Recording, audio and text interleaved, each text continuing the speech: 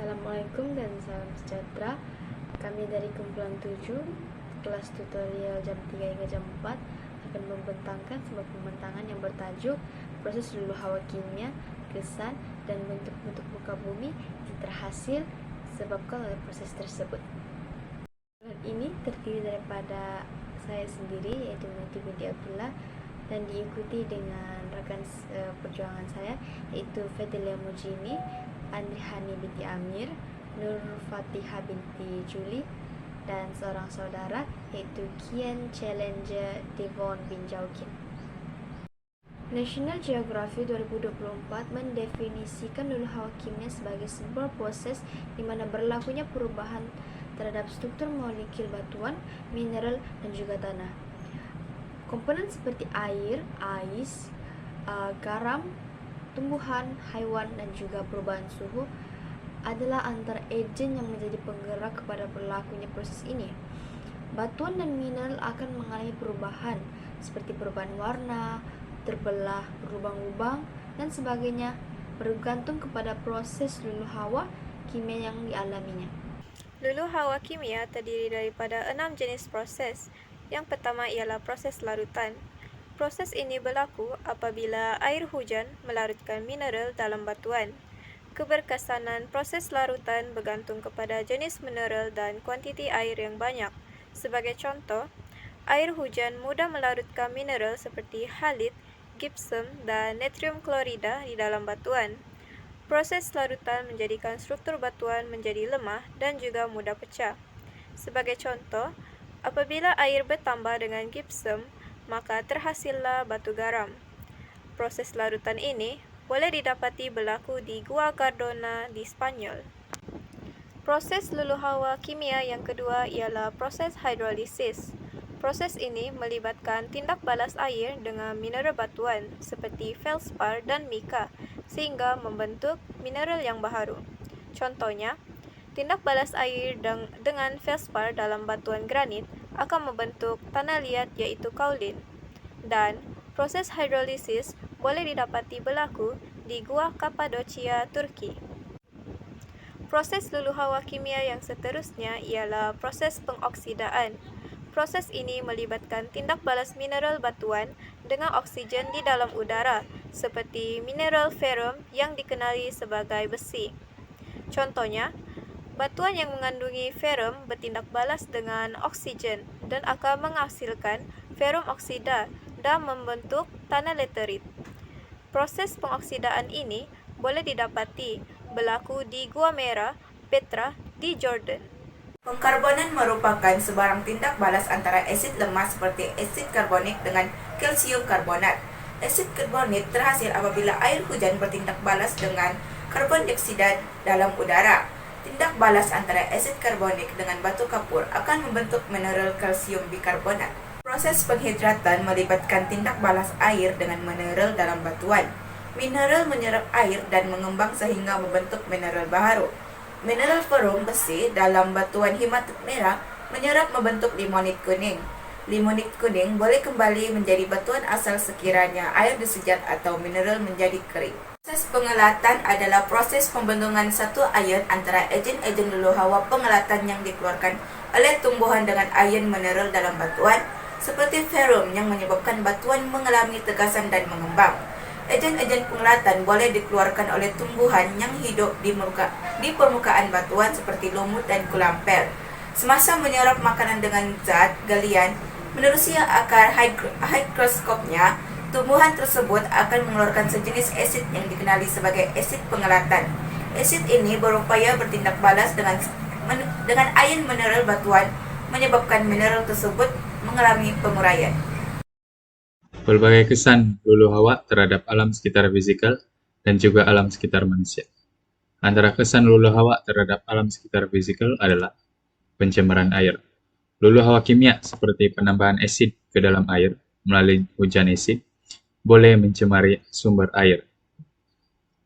Selain itu, luluh hawa juga menyebabkan pencemaran udara.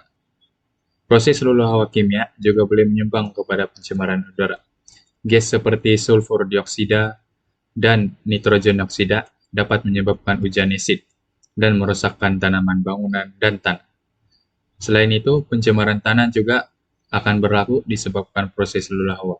Contohnya, bahan kimia yang terlarut dalam air hujan asid boleh meresap ke dalam tanah dan menyebabkan pencemaran tanah.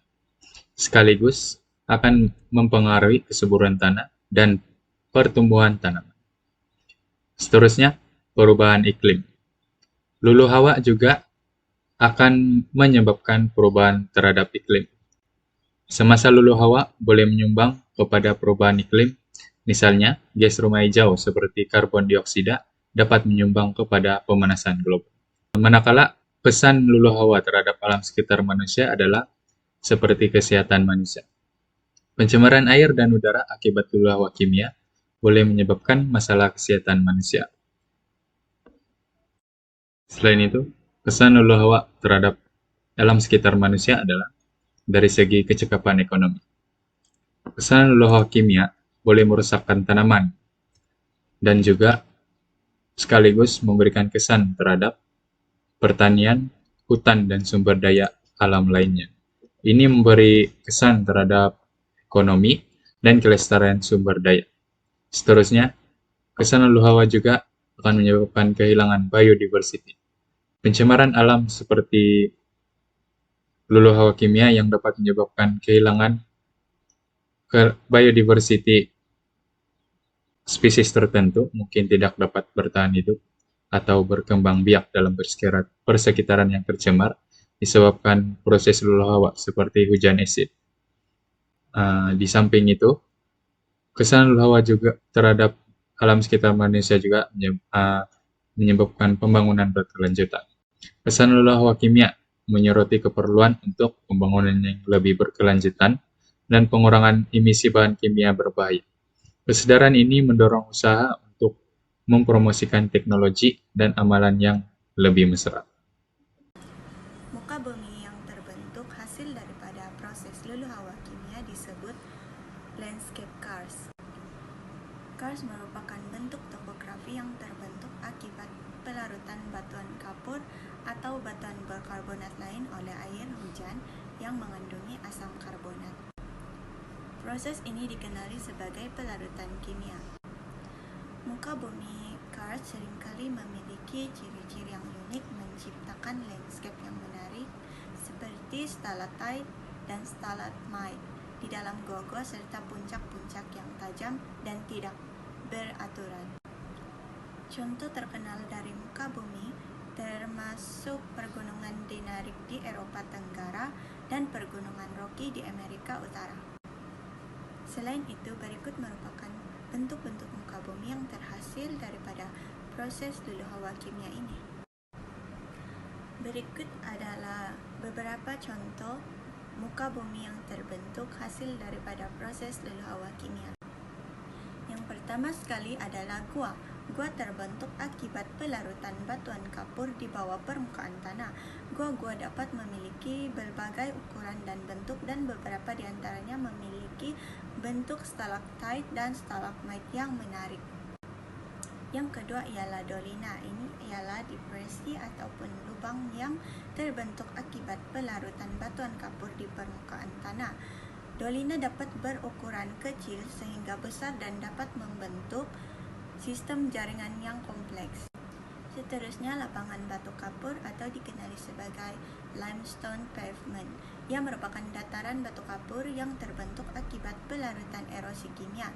Batuan yang tersisa biasanya membentuk permukaan yang keras dan rata. Dan akhir sekali, bentuk muka bumi bulge. Ia merupakan satu bentuk lapangan datar yang luas, sering dijumpai di daerah karst dan terbentuk melalui proses pelarutan batu kapur. Secara umumnya, luluh hawa kimia merupakan sebuah proses yang merubah keadaan sesuatu batuan atau mineral disebabkan oleh tindakan kimia kepadanya atau di sekitarnya. Agent-agent penggerak berlakunya proses ini adalah seperti cair, yaitu air, pepejal seperti ais, dan gas seperti udara. Luluh hawa kimia seperti yang telah dibuktikan menyebabkan berlakunya perubahan kepada struktur batuan dan mineral yang ada di bumi. Lulu hawa kimia memberi kesan kebaikan juga sedikit keburukan kepada manusia. Kita dapat melihat kebaikannya, yaitu salah satunya ia dapat dijadikan sebagai tempat pelancongan. Sebagai contoh, Gua Kas di Guizhou, China, dan juga Buddha Gergazi Leshan di Zailuan, China, juga merupakan sebuah tempat pelancongan yang berlaku ataupun yang wujud disebabkan oleh tindakan lulu hawa kimia kepadanya. Sekian, terima kasih.